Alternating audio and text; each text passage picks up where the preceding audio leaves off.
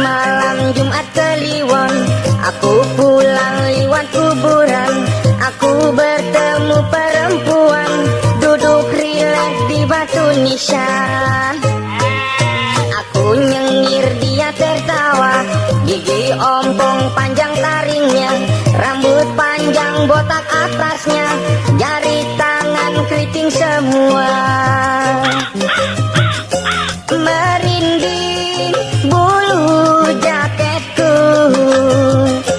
tak dapat ku berlalu.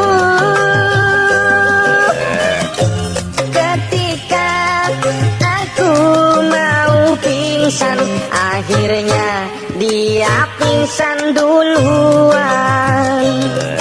Melihat celana kedodoran,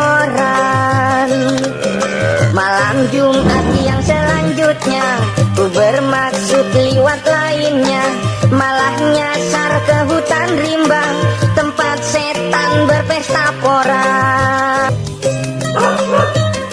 Gak lagi